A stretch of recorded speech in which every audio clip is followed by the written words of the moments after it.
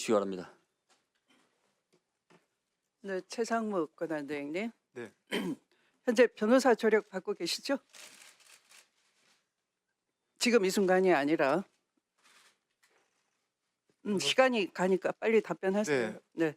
그 무슨 말씀인지 제가 이해를 잘 못했습니다. 아니 변호사의 조력을 받고 계시죠? 아니 헌법재판 그러니까 헌재에 내는 거는 기재부에 저희가 그 고문 변호사가 예, 아니요. 대답해 주시기 네, 바랍니다.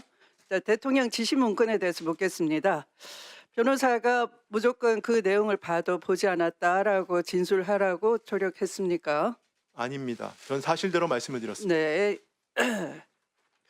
그날 윤석열이 상무가라고 부르면서 이거 참고해 이렇게 말했습니까? 기획재정부 장관이라고 부르셨고요.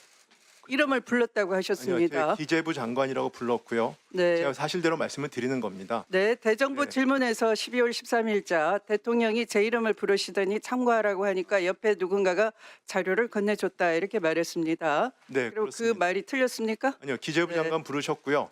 그래서 그 자리에서 그 옆에서 누군가가 저한테 그 참고 자료라고 전달했습니다. 그런데 그 당시에 대통령의 지시라 생각하고 그 자료를 받았고 내용은 보지 않았다 이렇게 말했죠. 지시라고 생각은 안 했습니다. 참고 자료라고 생각을 했습니다. 그러면 우선 그거 봐야 되는 거 아닙니까? 대통령이 건넨 건데. 그 국토부 당시 장관하고 따로 별도로 불러서 불러서 한 것이 아니고요. 네. 들어가시면서 제 얼굴을 보시더니 그리고 저한테 참고하라고 하는 식으로 해서 옆에 누군가 저한테 자료를 줬는데 접힌 상태의 쪽지 형태였습니다.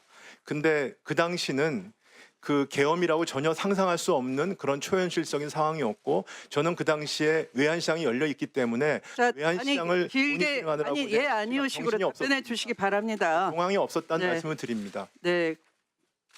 윤석열은 준 적도 없고 뉴스 보고 메모의 존재를 알았다 이렇게 주장하고 있는데요.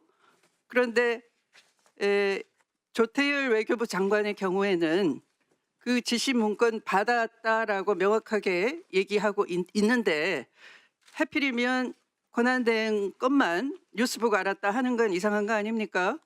굳이 그 내용을 부인하고 싶기 때문에 그렇게 주장하는 거 아닙니까? 그 내용은 그 제가 국회 답변 과정에서 여러 말씀을 드렸는데 저희 1급 회가 끝날 때쯤 1시 한 50분경이라고 저는 확인이 됐습니다만 네, 알았습니다. 그 다음에 또 당시에 묻겠습니다. 확인이 내일 제가 됐었습니다. 네, 긴 발언을 참고해 주시고 다음에 질문 내용이 나옵니다. 네.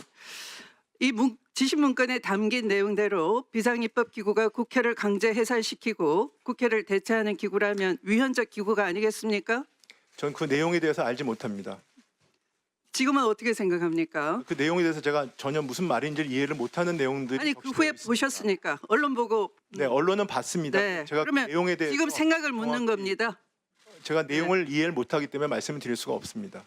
지금 생각이 없으시군요. 네. 12.3 비상계엄이 위법이라는데 동의하십니까? 저는 그 잘못된 결정이라고 생각했고 그 자리에서도 반대를 했습니다. 강하게. 네. 만약 윤석열이 주장하는 대로 또는 김용현이 주장하는 대로 재경부 내에 둘 수 있는 관료 조직을 얘기하는 거다라고 한다면은 그것도 또한 긴급 재정 경제 명령은 국회 집회가 불가능한 경우에 하나여 열 수 있게 돼 있는데 당신은 국회가 열려 있었고 또 국회 당연히 보고 승인을 받아야 되는 것이라는 것쯤은 알고 계시죠? 권한대행께서는 서울법대를 나오셨으니까 헌법 정도는 익히 숙지하고 계시겠죠? 그런 절차는 알고 생각하고 있습니까? 네, 제가 여러 번 말씀드렸지만 전 계엄에 예, 아니오면 네, 얘기해 주시기 반대를 바랍니다. 했었습니다. 그래서 말씀드립니다. 12.3 비상계엄은 어느 모로 봐도 어떤 변명을 하더라도 위법이라는 겁니다. 이해하시겠습니까? 자, 대통령이 헌법을 위반하면 탄핵 사유가 된다고 보십니까? 뭐 탄핵 관련된 부분들은 국회에서 그 헌법과 법률에 따라서 결정했다고 저는 믿고 있습니다. 네. 제3자의 판단에 맡길 게 아니라 지금 권한대행이니까 묻습니다. 권한대행의 지휘에서도 헌법을 수호할 의무가 대통령과 동등하게 부과되겠죠? 네, 그렇습니다. 네. 자, 권한대행이 헌법을 위반할 경우 탄핵 대상이 될 수 있다고 생각하십니까? 네, 그 뭐 헌법과 법률을 위반할 경우에는 그렇게 될 수 있다고 네. 봅니다. 그러면 헌법재판소법상 헌재의 권한쟁의 심판 결정은 모든 국가기관과 지방자치단체를 기속한다라고 규정이 돼 있고 헌재가 공권력 불행사에 대한 헌법 소원을 인용하는 결정을 하면 피청구인은 결정 취지에 따라 새로운 처분을 해야 한다는 것 이해하고 계시죠? 그 부분에 대해서는 이해하고 있습니까? 아닙니까? 아니, 제가 답변을 드리지 않습니까? 그 부분에 대해서는 헌법재판소의 결정을 존중한다는 입장입니다만 아직 존중을 결정이 한다. 없기 때문에 제가 예단해서 네, 말씀드릴 수 존중을 없습니다. 한다라고 하셨습니다. 헌법재판소가 만약 후보자를 재판관으로 임명해야 한다는 결정을 내렸음에도 불구하고 이를 이행하지 않는다면 명백한 헌법재판소법 위반인 건 알고 계시죠? 그렇다면 임명 결정이 나오면 즉시 만약 재판관을 임명하겠습니까? 하는 게 당연하지 않겠습니까? 아까 말씀드렸습니다. 임명하는 게 제가 말씀드리지 당연하겠죠. 않았습니까? 네. 임명하는 게 당연하겠죠. 네. 자, 그런데 왜 여야가 합의해서 헌법재판관 3인의 임명에 대한 합의한 공문이 있습니다. PPT 한번 봐주시죠. 권한대행께서는 합의가 이루어지지 않았다는 거짓된 주장으로 임명을 보류를 했습니다. 그리고 헌법재판소의 권한쟁의 심판에 대해서는 갑자기 변론 재개 요청을 하면서 의도적으로 시간 끌기를 했습니다. 이것은 문형배 이미선 재판관의 임기가 끝나는 4월까지 버티기 전략을 하고 있는 겁니까? 절대 아닙니다. 어차피 네. 중대한 결정이기 때문에 헌재에서 그 현명한 네, 결정을 하기 중대한 위해서 결정이기 때문에 여러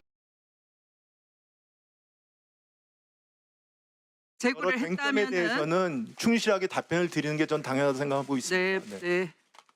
충실한 자세이라면은 헌재가 임명 결정이 나오면 즉시 재판관을 임명하는 것이 이 헌정 질서를 빠르게 복구할 수 있는 방법이라는 것 권한대행으로 잘 알고 계시는 거죠?